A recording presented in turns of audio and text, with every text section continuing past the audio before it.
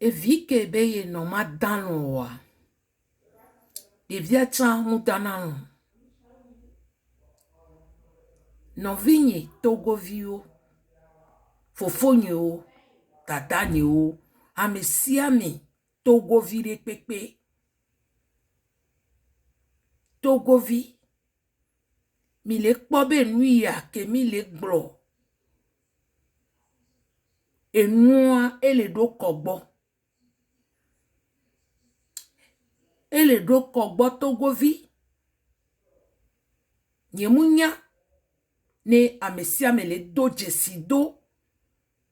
Enu ele do kogbo ha. Nyemunya na amesia me le do jesido. Voa ehia. Be togo vide pepe. La do jesido. Enu kele ye dia. Togo vi. Enu gede ojo. Mule wawula mena mede pepe o. Enu ele ye ji le togo ba nyigba ji. Kakadu egbe. Mule wawula me na mede pepe o. Togo vide pepe monu jenu yanti. Togo vi. Mi d'accord.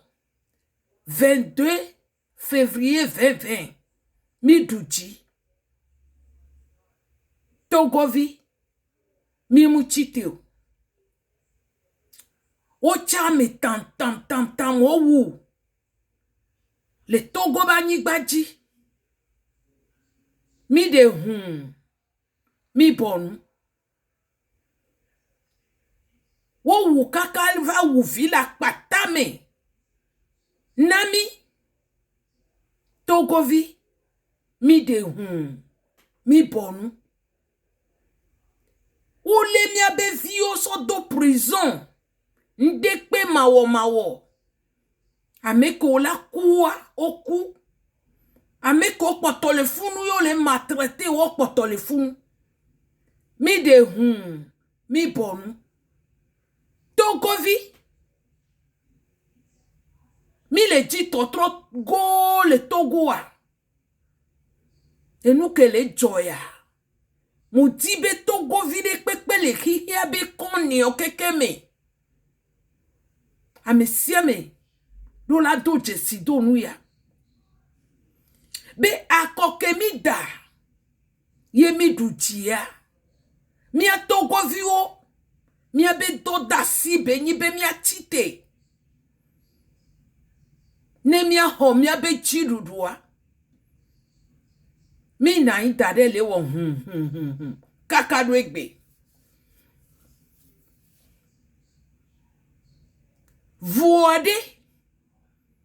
Mi kano jibe na ke mi be mi ma chite o. Parce que o dana gaz re mi ame. O dana ture mi ame so dona vovo jinami. O na nu gbegble o mi be mi ma chite o. Togo vi bui po benade. Amenene ke yinu gbele nyaya me so gawa me. Kakavado egbe nyen bloga keme. Fonya singbe ya zikpe ajiolo. Que o d'accord le 22 février 2020 à kakado egbe ya. Amenene. Eko wuye minya. Kudo ameke onto o le yo ve wo si kokro le nu gome ke mi minya wa. Togo vi. So gba kudo gbe a. Mi abe conscience anpo le pompo na mi a. Mi be mi ma chito fine. Mi na idare. Nende joa. Mi abe au. Mi na idare. Egbe fifi ya. Mi be yo mi ma chite oro. Togo vi obe mi ma chite o. Be ola wumi. Voa menene ko wu. Le Togo vi o me kakado egbe ya. Eyo. Mi na idare mi be mi ma chite o. Fifi ya. E plan ko ore mi anti mi a Togo vi ontia. Ye mi nkpo le do jesido enye mu le se gomewa. Eye le nyibena abui ko sodo da Togo bone donami de dobada ke tontia mblena mi sanyo de be abui wa munyi doke toba buyo ke bon abui ya benone wu Togo vio kekem one wumi Togo vi no da buya no mu janyi kuzre ka oa après ndi la va wo la be ta o la be fie e vodo po la ku e Togo vi no da buya na wala me la gojo no la tu dade o ngbanya gbeto o nya gbeto le ke vo ngbanya gbeto le meme Togo vi o la gble mi keke sokore le yovo den tobe dumia o mu force a medikpe be o ne ve da buiolo volemia de Africa ke ye doya mu le dua men tokire kaoa obe o force mi be mi abla ngoti mi kwale ke yo le mi de esclave mia a me peuple ke yo so Togo vio dibe wa so wa obe mi abla ngoti no mbla ngoti ono po wa tutu bobola kaga no atu egbe fifi no po mi ne mi mble o wa o la le mi force yi la va wu mi wo ko le wu mi enya bi ko le tono no do bi won no pa nya be ye ya ye tofu enwa Togo vi susu kele mi asio mudibe ma otusu de le mi agbo leke ye mi po be mi na wedo Togo blibo Togo wade Togo le fitu de vomi sugbolo ne Togo vio pata chite le Togo egbedeka be trop c'est trop mi hosebe la potola no nenea mi be mi ma chite o no wa America le mi da pa mi abe ho mi aso no so mi o biodo ko sebe na de no wa jete gbo wa yoko so we ya so de eye ade leke bele java no na edo mi biona mi adoko se nu kentie mi abe mi ma chite o mi be mi ma chite o ne mi onto mi gbanyengo le mi onto mi abe mi to me tuicha o la bone le mi ve toure prison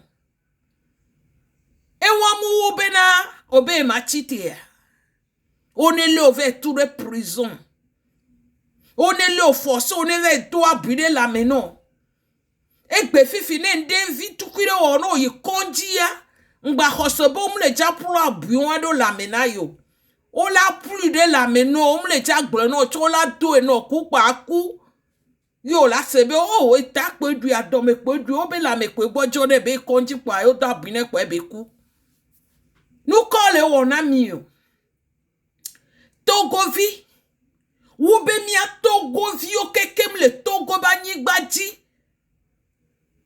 mi a chite no la wu mi a keke gbedeka onejo wu Togo vi o keke gbedeka mi be mi ma chite o mi le dua mi fiche mi va trop zusigbe e vovo no to le dua mi e nu wa o le di la so mi so kameno tu afo anyi le ke mi abe he aje gbona do ko be won ma jo asom do po ni nkuvire la gbata gome be la yi fonya sin gbe ntoke no tede funu adi e da buya o do ina no sabina o do abuya ni a ameko onye be pometo o do abuya ni a mi a Togo vi wenye esclave alo mi a wenye koklo kudo gbonia yola no to abuya na mone no kuona no tufe na waya no vinye Togo vi gapopo de duwe nye gba kudo pe la tewe ne mi be mi ma chite wa mi na nyi be hunhun enu ejuro ayola so Togo be du aso no we enu ejuro yola so du aso no wo mi onto mi pora e ga emu le mi asi le Togo wa wa sika be du yona na Togo e. Togo vinto munya be du keme ye jotuo ye be jochofe Togo nyigba sika be du ya. Sika be du ye. Ameko onye dubu me to no le gbo Togo be nu kele Togo si. Gbo be vono po Togo viwa onyi nu odono. E wonu sisi lo. Mia be sika kele mia be duwa mea. O le lue so le de dubu me so le tu dubu. Vo mionto kenye dume viwa. Aya ruto omini. E du kokplo na neno Togo vi mi buta me nyuende. Mi buta me nyuende. Togo vi de pepe do la buta me. Ne mi anyale keye enu mo keye mi lale. Parce que wona mi sigbe enu wodono yo nyi le Togo. Mi mo nyi enu wodono. Eye mo nye fonya singbe. Kudo toa alo be groupe ko etro doa. Munyi wa be ga nyi Togo be ga. Togo be nu o kwata ressource o keke wa. Togo vi o keke toi. Asimu le douame ou asike le douame so gbedegbe. Mia mama obe jojo vado egbea. Asiwa me kwe mia mama ono sanwa. Asiwa o sotozu. Amo se veve nuko amo feka amo dule fu amo se veve o de hun kaka kupoku. So gawan me kaka do egbe omu la fide pepe tu asiho. Be watro tu asiho ao. Ke wan to e plan yo tozo asiadi. Ola tuya. O tibe wa zan edume viwe. O tibe wa le Togo vi one mi atrozo sigbe esclave o le tu amena yiwe. Togo vi mu tibe mi ahunku. Mi hunku. Togo la no kaka egbe 21e siècle ya. Agbetola di sikebe la nure poto me sigbalo Kenya gbea. Agbetola di sidoko be ya noa. E sukru université wako tu mine sak pokporokporo université wa gba gudugudu vogale mia be duasi kola to gba université wa to keke atro wo modern atu sukru homo yeye computer ola sogbele kwame rire de vide pepenu. Nenyi be wonto tibe e dore le si ento ava wonto ate so laptop ova isuklu. Voye gbe fifia. Azikpe ke jola na le université ento chan. Amede uto drone so na home. So ina suklu ave na hidweji. Mi nkwa be minyi nyemnyale ke chama glory. Ewu gbongbron Egbe fifi je. Nanyi ba medegbe gronya tepe. Munya jedada olo na medegbe gronya tepe. Sigbe mia fofo ya kemile popoa. Ola le ode okakpa mi. Vomi hosebe kwa agbe avoewa. Na mede to nyawo. Poa. Obe ale. Oni leve do kakpa mi. No mu de agbe ojo zrekawa. Ola le ove do gakpa mi. Togovi. Susu kele mi asio.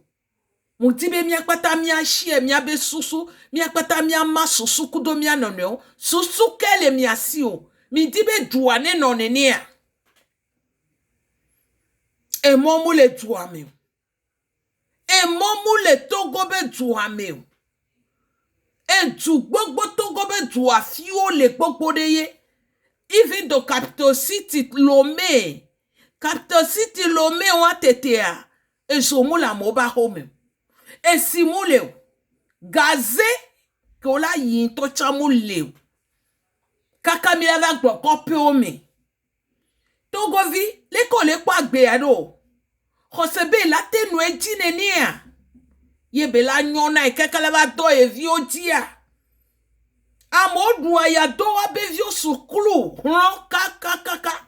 droit batté pour wa be vioji be o ma wula we vinye chala va to le université ade e la po do la po jinye e gbe fifi no mu gbe la pa ame vodi o ba pa ji o adon nu gbegble ji o a o yo mu fo rien le Togo e gbe fifi ame ko yi sukru vo a o po do le wo o de stron wa stron kudo wa to ku wa vi o gba va chi wa no o gbo ne wa no da kume o mama nde ko da ndi e vinyo mu dunu egbe o Togo vi agbe emi le won a ye pe emi abonu asolo sodo tonu a o dona lo benade de ko vi de la gbata go me pobe la ye ne Togo be dua keke tite Togo be dua keke tite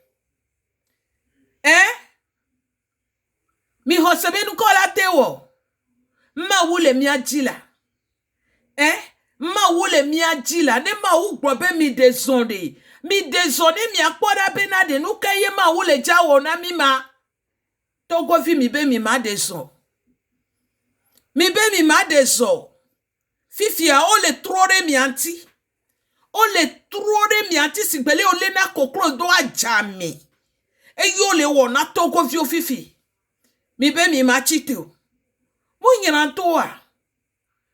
nyirantoa mi onto mi kwa kudo mi abe nkuvi be ame ko be yonyi opposant ye mi so mi abe ji okuro wantia ame won keke wa fo opposant onyi potozan yo onyi ma wona be ame si ame kwa be ame won keke wa fo opposant onyi wa be podoyo le wonu yana ima wu denu le nu won keke ji mi po vonu kenti mi gbebe mi ma chite o Togo vi o hosebe la no nene apo la don jiwa liko la va odo fitu kwide po mi le po egbelo enu ko le wo a on mi le po elo ye mi be mi ma chite o nu kenti mi ma chite o nu kenti ye mi ma chite o Togo vi de pepe do la chite mia keke mi la chite le dure pepe me le Togo